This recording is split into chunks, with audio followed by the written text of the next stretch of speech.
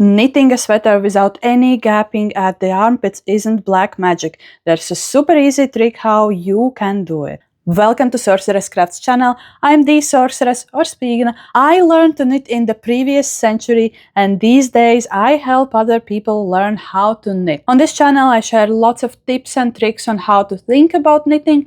I show lots of techniques, and today I have a very hands-on tutorial for you on a simple trick that will seriously elevate your sweater game. Avoiding any gaps at the place where sleeve meets body at the underarm isn't only for aesthetics, it's almost more about the integrity and structure of your sweater. When you have all of the sleeve stitches on your needles, you will be left with a situation here where you need to pick up stitches for the underarm. The pattern will tell you how many stitches to pick up here, where you cast on extra stitches for the body, depending on how much your project has stretched or how tightly you cast on these stitches.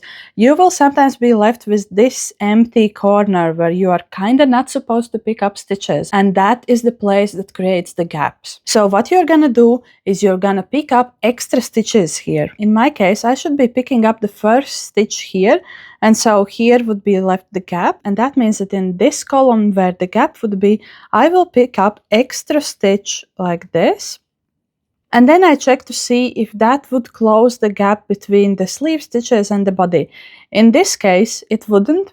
Sometimes it will happen. It actually depends on many things. So instead of picking up just one extra stitch, I will pick up 2 extra stitches. This is the place where you actually need to look at your knit and see how it looks for you. If I'm knitting raglan like this, most often for me it's convenient to pick up one leg of the raglan stitch and then pick up 1 extra stitch in this column, like this.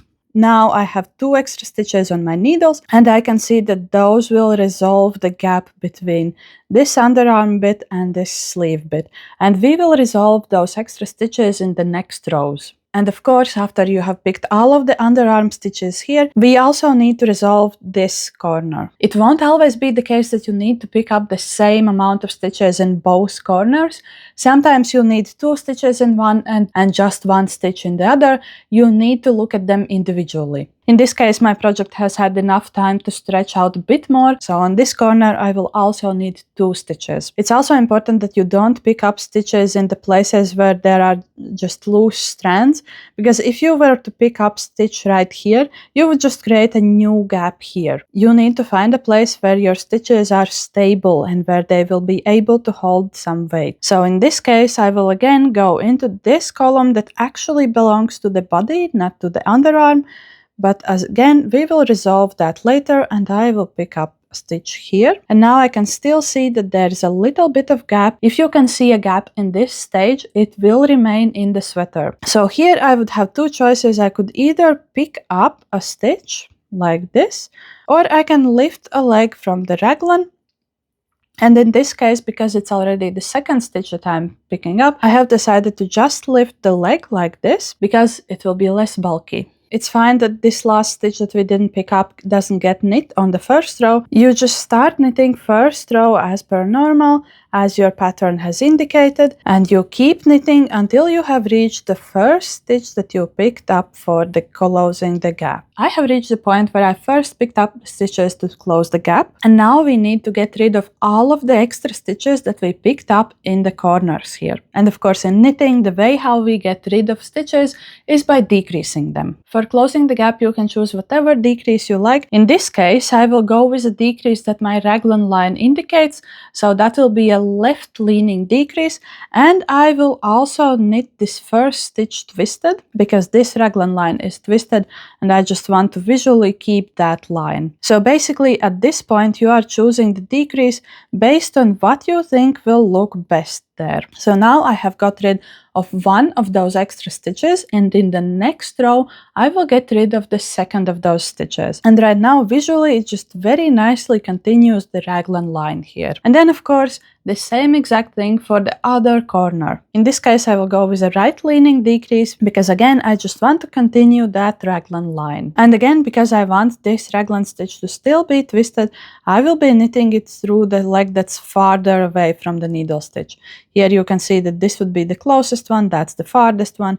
So I will be So I will be knitting like a half twisted decrease here. And now just continue knitting this row until you reach again the point where you have the extra stitch. I have reached the point where I previously decreased the extra stitch, and now we need to decrease the second extra stitch. And again, I will do the same thing. I will do like a half twisted decrease because I think that's what will look best here. And now for this corner, I have gotten rid of all of the extra stitches. And of course, now we need to do the same exact thing for the other corner. And that's it. We have successfully closed the underarm gap. These corners now won't be too loose and they will hold their shape nicely. I don't necessarily always go for continuing the raglan line, but usually my preference is to reduce those stitches towards the underarm, not towards the sleeve, because that's kind of how the fabric already wants to sit, and that's how your sleeves will sit on the sweater, so we never want to work against the fabric, right? And this is one of those methods where you need to look at what you're knitting, and it will tell you where it needs extra stitches. So in the beginning you could see where I had that gap.